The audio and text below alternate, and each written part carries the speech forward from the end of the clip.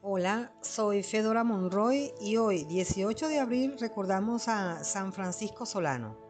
Francisco Solano nació en 1549 en Montilla, Andalucía, España. Su padre era alcalde de la ciudad y el jovencito desde muy pequeño se caracterizó por su habilidad en poner paz entre los que se peleaban. Estudió con los jesuitas, pero pronto entró a la comunidad franciscana porque le atraía mucho la pobreza y la vida tan sacrificada de los religiosos de San Francisco. Los primeros años de sacerdocio los dedicó a predicar con gran provecho en el sur de España. Sus sermones no tenían nada de rebuscado ni de elegante, pero llegaban hasta el fondo del corazón de los pecadores y conseguían grandes conversiones. Y sucedió que una terrible tempestad lanzó el barco contra las rocas frente a Panamá y se partió en dos. No había sino una embarcación para volver a tierra firme, y el misionero prefirió aguardar allá en esos escollos con los esclavos negros que él había venido instruyendo durante el viaje y acompañarlos hasta que llegara otra barca a salvarlos. Y aprovechó en esos 3 días de terror y peligro para acabar de instruirlos y bautizarlos allí mismo. Varios de ellos perecieron luego entre aquellas olas, pero ya habían sido bautizados. La pequeña embarcación los llevó a unas costas inhóspitas y allá pasaron días terribles de hambre y peligros.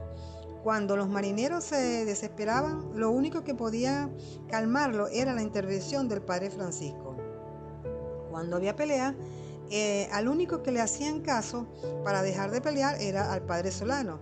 Al fin lograron que un barco los recogiera y los llevara a la ciudad de Lima. Fray Francisco Solano recorrió el continente americano durante 20 años, predicando especialmente a los indios.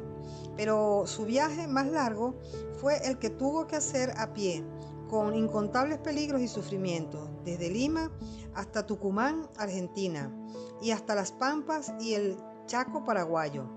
Más de 3.000 kilómetros y sin ninguna comodidad, solo confiando en Dios y movido por el deseo de salvar almas.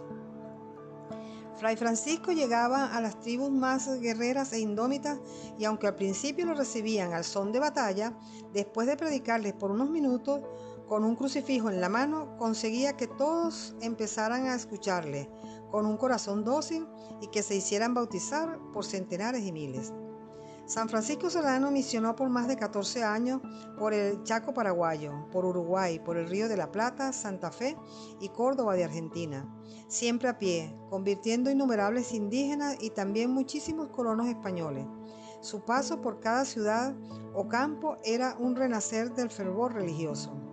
A imitación de su patrono, San Francisco de Asís, el padre Solano sentía gran cariño por los animalitos de Dios.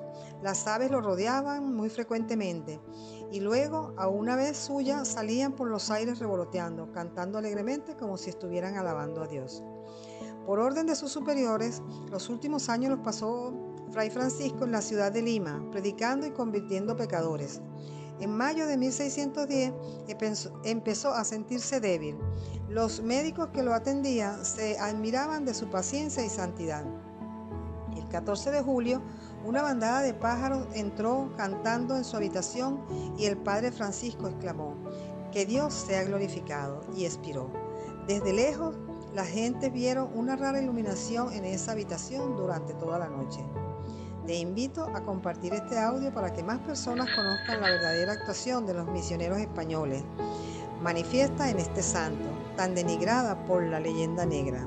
Te espero en el santoral de mañana.